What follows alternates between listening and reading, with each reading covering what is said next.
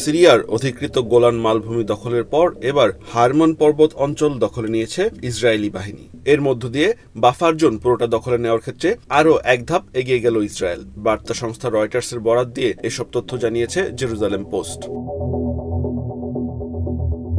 Hermann পর্বতকে কৌশলগত কারণে খুবই গুরুত্বপূর্ণ মনে করা হয়, কারণ এটি এই অঞ্চলের সবচেয়ে উঁচু জায়গা। এখান থেকে শত্রুদের আক্রমণ সম্পর্কে পূর্বাভাস পাওয়া সম্ভব। ইসরায়েলি প্রতিরক্ষা বাহিনী আইডিএফ বলছে, সিরিয়ার কোনো বাহিনী যদি ইসরায়েলের নিরাপত্তাকে বিঘ্নিত না করে তবে তারা সিরিয়ার কোনো অভ্যন্তরীণ ঘটনায় জড়িত হবে না। গত রোববার সিরিয়ায় বাশার আল আসাদ সরকারের পতনের পরপরই দামেস্কের একটি রাসায়নিক অস্ত্র কারখানায় হামলা চালায় আইডিএফ, যাতে বিদ্রোহীরা ওই অস্ত্র কারখানা দখল নিতে না পারে। আইডিএফ জানিয়েছে, ইসরায়েলের নিরাপত্তা যাতে কোনোভাবেই হুমকির মুখে না পড়ে সেই ব্যাপারে সতর্ক রয়েছে ইসরায়েল এবং এজন্য প্রয়োজনীয় পদক্ষেপ নিয়েছে।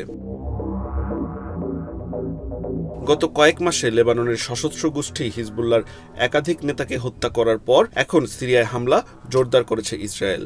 বিশ্লেষকেরা মনে করেন, সিরিয়ার অস্থিতিশীল পরিস্থিতির সুযোগ কাজে লাগিয়ে সীমান্ত এলাকাগুলো দখল নিতে চায় ইসরায়েল। এছাড়া নিরাপত্তার অজুহাত তুলে সীমান্তে ইসরায়েলি সেনা উপস্থিতি বাড়াবে আইডিএফ। ইসরায়েলের এসব পদক্ষেপ সিরিয়াকে নতুন করে সংকটে ফেলবে এবং পুরো মধ্যপ্রাচ্যকেই অস্থিতিশীল করে তুলতে পারে।